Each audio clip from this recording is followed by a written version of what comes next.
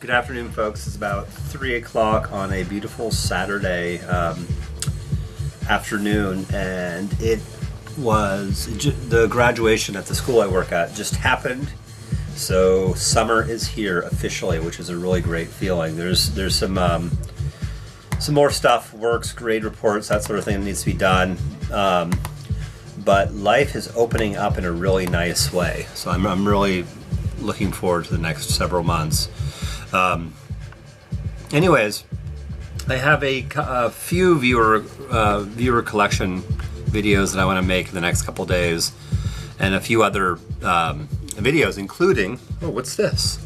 Including a first look video of this beautiful piece of machinery on my wrist, which I will not talk about too much until we do. I'll do a video probably later this afternoon or tomorrow at the latest. Anyways, I have a video viewer request from Brian K.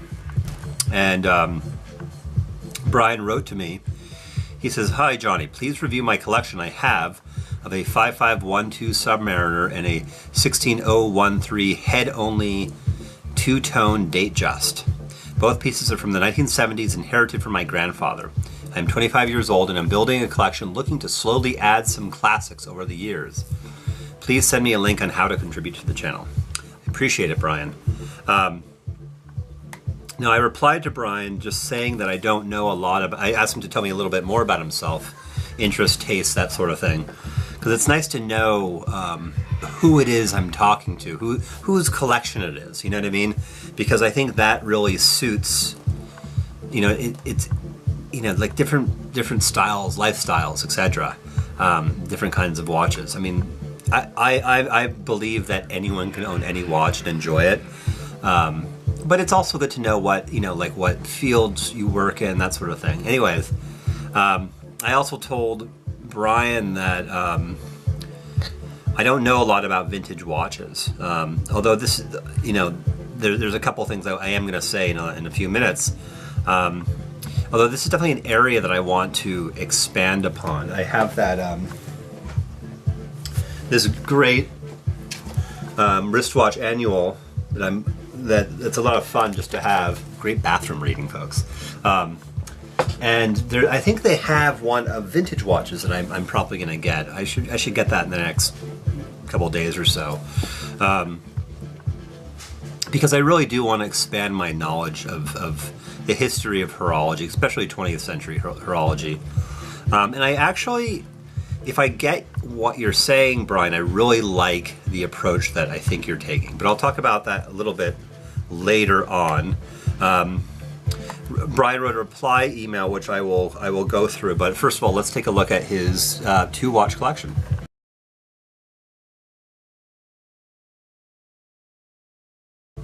Okay. Okay, so this is what Brian replied with. "Hi Johnny, interests, watches, LOL, finance, YouTube, although the watch thing is getting a little saturated after researching for a year. The only way to really expand what would be to buy more pieces. Hanging out with friends, girlfriend, going out, etc. You're a 25-year-old guy, sounds like a good life." I remember those days, before kids. Life changes, my friend. Tastes, my style is more on the preppy side, especially in the summer. Big Rolex fanboy, although I appreciate other brands such as Omega, Breitling, JLC. Mostly the classic pieces from each brand I have a lot of respect for. When I was a kid, 9 to 15, I was a huge Victorinox lover and had actually considered getting back into it. The problem with watches, if you're not rich, you have to either buy a lot of tier 3 and under watches or have lots of patience. True. The two watches I sent you were inherited from grandfather, who bought them in the 70s. I guess I just like hearing you ramble and want a slice of the pie. Then he said something about donating. Thank you, Brian. Thanks for the great work. Love your take on the neuroses of watch collection. P.S. Ever consider shaving that beard? I've just I'll cover that part first. Sorry, that probably was disorienting. Let's see, I first started growing a goatee I mean, pretty much out of high school, I was, the scraggly 18, 19-year-old, like, kind of beard in patchiness. I actually had a big afro until my mid-20s, actually. I lived in Portland, Oregon, so it was more acceptable. This is like mid-90s we're talking. And, but I pretty much have fluctuated between having, for most of my 20s, I had just like a little goatee or a flavor saver. I had that for a while. I'll actually, I think I have a picture of myself when I'm in my early 20s. I'll have to put it up because I've got my big afro. It'll be kind of a fun little Johnny Casual moment. But I'll shave my beard at some point again. I was thinking about that because my youngest daughter, Margot, she is 6.5, and she's never seen me without a beard. Because I've had this beard. I will sometimes like let it grow longer, and then I'll trim it. I've even like done the like cutting this and just having the sideburns and the goatee part. I'm just used to having facial hair. My wife likes facial hair, believe it or not. My job allows for it. I live in New England, so it's cold. But I might, whenever I have cut my beard, like, I don't know how many years ago completely, maybe about 8 years ago. And I look too round-faced. So I think unless I get really skinny, I'll probably keep a beard. So we'll see. Anyway, so back to your collection. First of all, I totally admire your collection. I think it's really great to have these vintage watches. They came from your grandfather, which makes them even more interesting. I mean, just to think that your grandfather wore these for years and had experiences with them. Your grandfather probably made love with these watches on. Who knows? I usually take my watches off, but that's more information than you probably want to know about me or your grandfather. But I think it's great, and this is one thing I wish I had that I'm a little jealous of some of you who do. A legacy watch, a watch that is passed down from a relative or has a story. Now, the nice thing about vintage watches is you can buy it, but you might not know the story, you probably won't, but you can just know that it has a story. So I think that's really cool that you have those. I don't have anything like that. I actually like the Datejust. I've always loved the crown.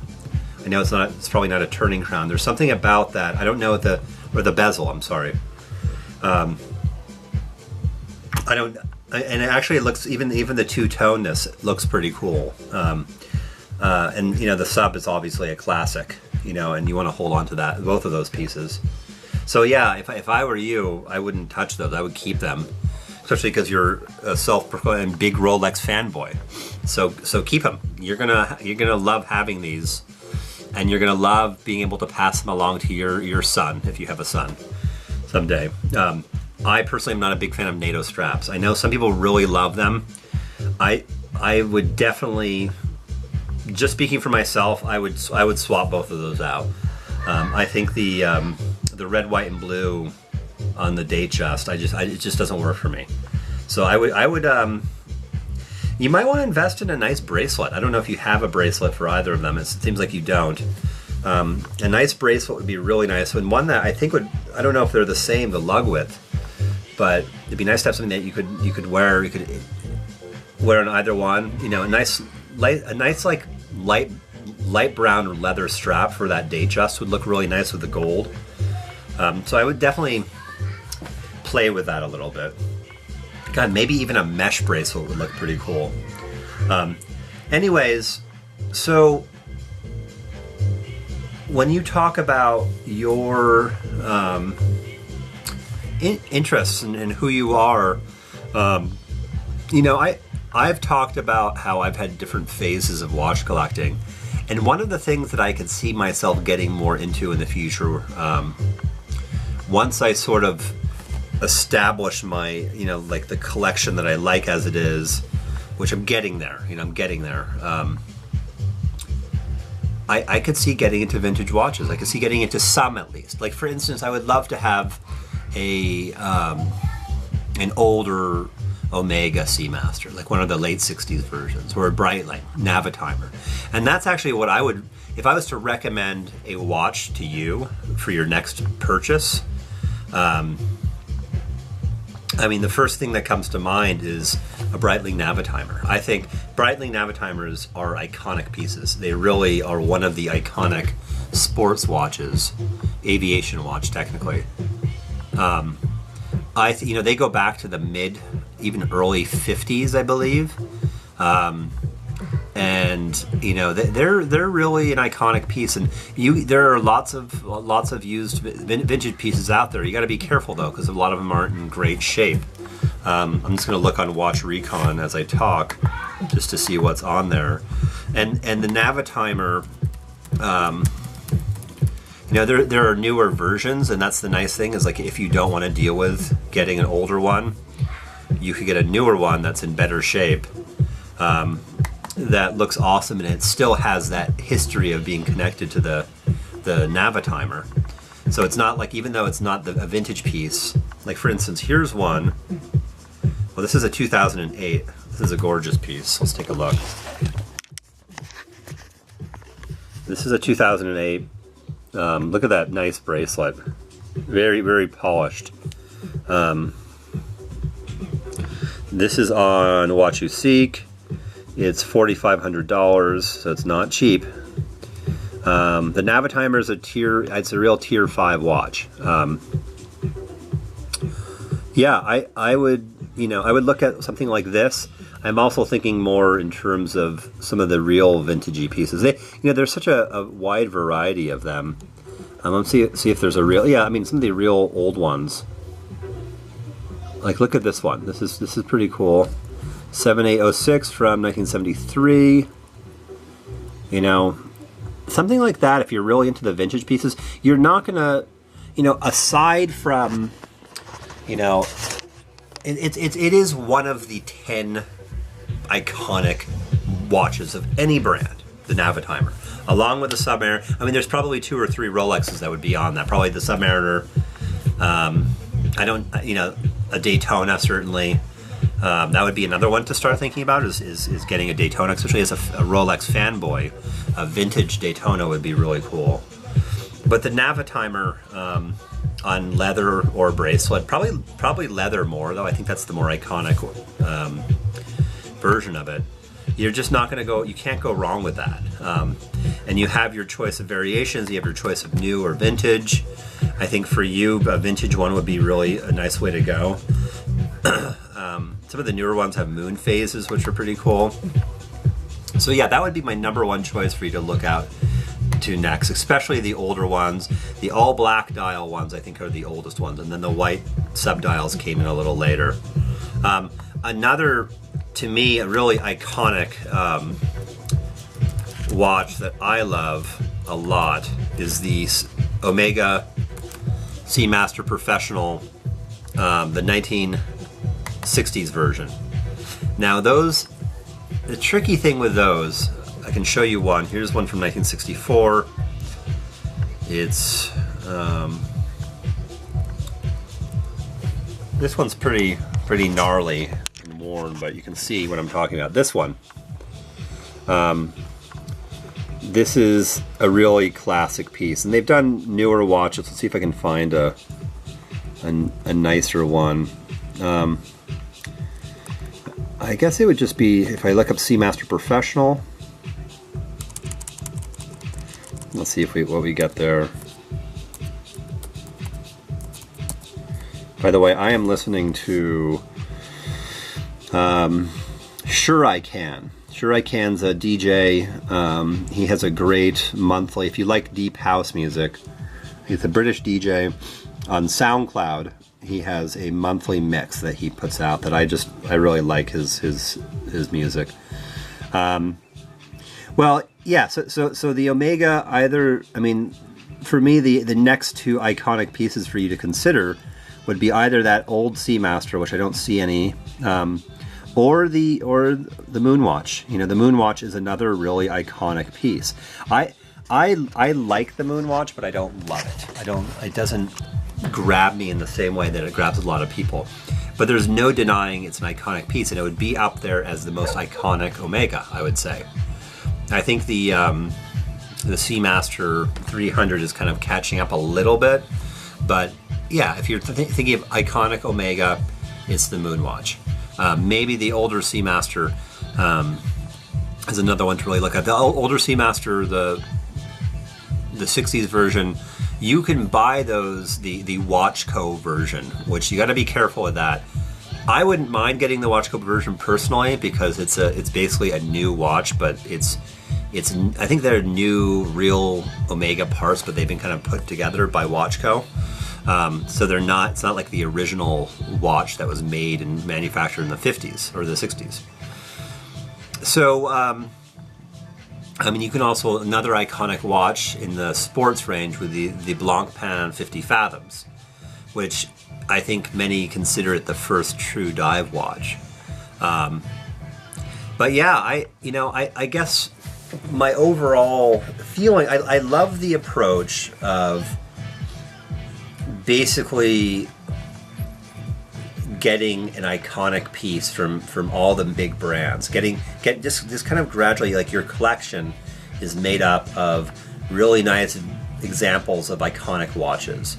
So you have your Rolexes, you have the Breitling Navitimer, the Chronomat is also iconic, but the Navitimer is the one that people recognize. That's the real icon. Such an overused term, as somebody said in the comments. Iconic. Everything's iconic. And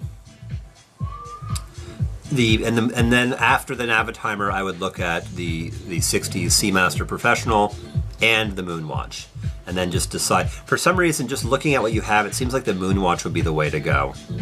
There's a lot more choices out there.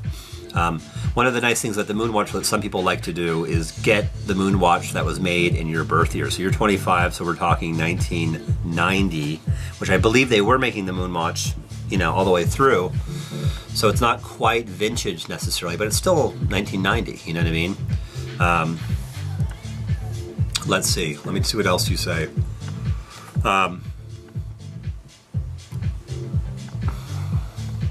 Yeah, so I encourage you to keep going with your where you're already going. I mean, one thing you didn't say anything about is your history of watch collecting. You have 2 watches that your grandfather gave you, but have you bought any other watches recently? Do you have any other watches in your collection? Do you have your secret little Invicta stash you don't want to tell us about? Or have you bought and sold stuff? You mentioned something about you were a huge Victorinox lover when you were a kid, and you've actually considered getting back into it. Victorinox makes really excellent Tier 2 watches. I think some of them are they have like their better Tier 3 watches. I think a Victorinox as a beater for you would be a great watch. It'd be nice for you to have your vintage watches, and then having 1 or 2 watches that you can wear with impunity, where you don't have to worry about messing up your 50-year-old Breitling or whatever. But yeah, I almost am jealous of the approach that you're going down. I think it's a good route to go, and I could see doing that eventually. Maybe when, I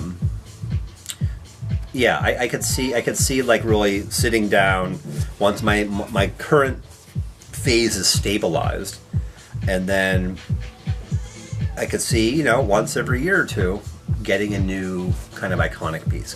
I would love to get a Navitimer, and I think it would be fun to get an older one. So yeah, I don't know if this answers your question. I think it's a really, it's a true collector's approach to look at the iconic pieces. I mean, as long as you really like them, and I think. And even if you're just collecting to collect, I think there's, of all the approaches to buying, it's the most justifiable in terms of buying watches not to wear them but just to own them, is having a little collection of iconic pieces. So I would do some research in terms of, there's lots of blogs out there about the iconic watches of all time. I've named a few. You have a couple already. So yeah, just to sum up, my advice would be to look at other strap options for you. I mean, if you're happy with the NATOs, that's fine. I don't think they do justice to your watches, though. I think they both need. I really like the idea of a brown leather, like a lighter brown leather strap on that Datejust, and the bracelet on the Submariner. I don't know if you have a bracelet. You probably do. And then looking at other brands and other iconic pieces, like the Breitling Navitimer, there's a bunch of different Omega Seamasters, but certainly the one from the 60s, which I believe my Ray Donovan was modeled after, if I'm not mistaken, and I think to some degree the Planet Ocean was modeled after as well. And also the Moonwatch. You know, how can you go wrong with the Moonwatch? All right, so let me know what your plan is going forward. I'd be interested. All right, take care.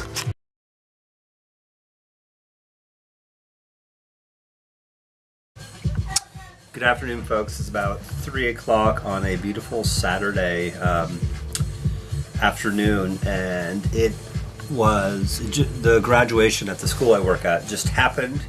So summer is here officially, which is a really great feeling. There's some more stuff, works, grade reports, that sort of thing that needs to be done. But life is opening up in a really nice way. So I'm really looking forward to the next several months. Anyways, I have a few viewer collection videos that I want to make in the next couple days, and a few other videos, including, oh, what's this? Including a first look video of this beautiful piece of machinery on my wrist, okay, so this is what Brian replied with. Hi Johnny, interests, watches, LOL, finance, YouTube, although the watch thing is getting a little saturated after researching for a year. The only way to really expand what would be to buy more pieces. Hanging out with friends, girlfriend, going out, etc. You're a 25-year-old guy. Sounds like a good life. I remember those days. Before kids. Life changes, my friend. Tastes. My style is more on the preppy side, especially in the summer. Big Rolex fanboy, although I appreciate other brands such as Omega, Breitling, JLC.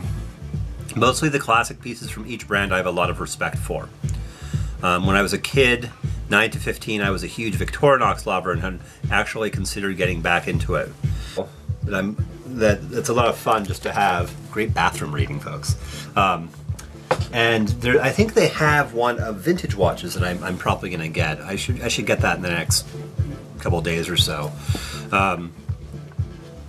because I really do want to expand my knowledge of the history of horology, especially 20th century horology. And I actually, if I get what you're saying, Brian, I really like the approach that I think you're taking. But I'll talk about that a little bit later on. Brian wrote a reply email, which I will go through. But first of all, let's take a look at his 2-watch collection.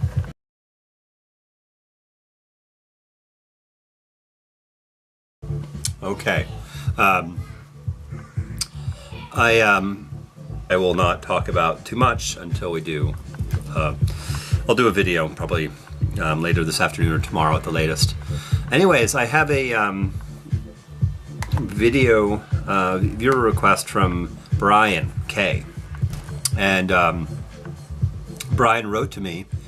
He says, "Hi Johnny, please review my collection I have of a 5512 Submariner and a 16013 head-only two-tone Datejust. Both pieces are from the 1970s, inherited from my grandfather. I'm 25 years old and I'm building a collection looking to slowly add some classics over the years. Please send me a link on how to contribute to the channel." I appreciate it, Brian. Now, I replied to Brian just saying that I don't know a lot about. I asked him to tell me a little bit more about himself, interest, taste, that sort of thing, because it's nice to know who it is I'm talking to, whose collection it is. You know what I mean? Because I think that really suits. You know, it's like different styles, lifestyles, etc. Different kinds of watches. I mean, I believe that anyone can own any watch and enjoy it. but it's also good to know what, like what fields you work in, that sort of thing. Anyways, I also told Brian that I don't know a lot about vintage watches. Although this, there's a couple things I am going to say in a few minutes. Although this is definitely an area that I want to expand upon. I have that this great wristwatch annual